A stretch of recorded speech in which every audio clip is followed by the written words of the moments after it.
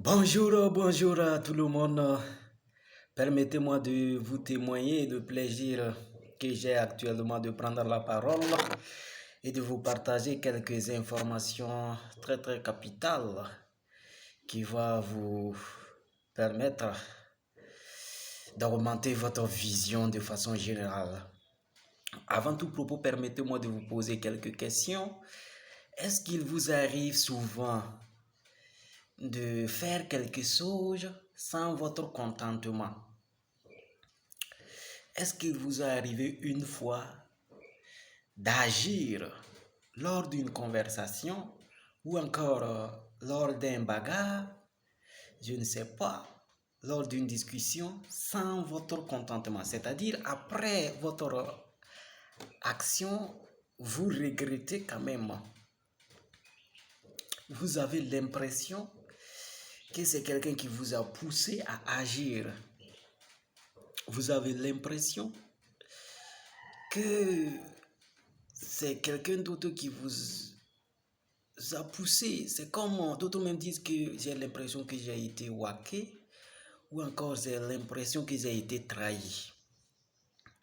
Ou de l'autre côté, il peut vous arriver un jour ou encore il vous a déjà arrivé un jour que vous essayez de réagir ou bien à agir sur quelque chose, mais vous n'arrivez pas à le faire. Dans ce cas, vous avez l'impression qu'il y a quelque chose qui vous empêche d'agir.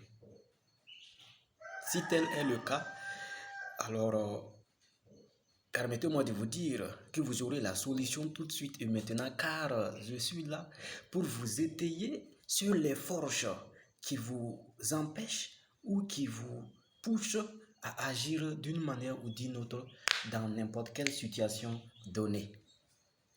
D'abord, il faut dire qu'il y a un système qui produit cette force. Et ce système est mis en place par plusieurs éléments, par plusieurs facteurs. Donc nous allons d'abord citer ces facteurs divers.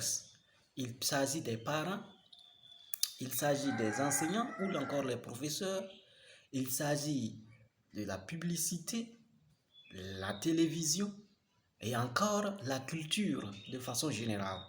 Donc l'ensemble de ce que je viens de citer vont mettre en place 5 éléments. Et ces 5 éléments vont agir de façon synergique pour produire la force qui va soit vous empêcher d'agir, soit vous pousser d'agir dans des situations données. Et quels sont ces 5 éléments? On va les citer ensemble. Premièrement, nous avons ce qu'on appelle vos croyances fondamentales et vos règles inconscientes. Deuxième position, nous avons vos valeurs. Chacun de nous a des valeurs qu'il défend ardemment, irbi et orbi, quelle que soit la situation donnée. Et en troisième position, nous avons vos références. Chacun de nous, de façon consciente ou inconsciente, a des références à travers lesquelles il se réfère pour prendre des positions données. Et en quatrième position, nous avons les questions que vous vous posez tous les jours, à l'instant que vous vous trouvez seul ou au milieu des gens. Il y a des questions que vous vous posez. Voilà. Et enfin, en cinquième position, nous avons vos états affectifs. Est-ce que vous voyez? Donc, l'ensemble de ces éléments que je viens de citer, lors des situations ou lors des moments de discussion donnés, vont se mettre ensemble de façon synergique et vous pousser d'agir ou encore vous empêcher d'agir. Tout dépend de la situation. Donc, voici ce que j'avais à partager. Ce n'est pas magique. Voilà, ce n'est pas magique. Ça dépend des 5 éléments que je viens de citer. Maintenant, comment maîtriser ces 5 éléments afin de contrôler sa vie, afin d'agir de façon consciente? Là, il me faut une autre vidéo pour vous parler de ça.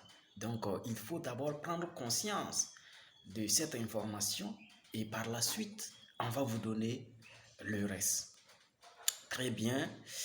Merci d'avoir abonné à ma page et grandement merci d'avoir poussé sur l'icône j'aime. Et s'il y a des commentaires aussi, n'oubliez pas de commenter car je serai ravi de lire vos commentaires. Merci et bye bye.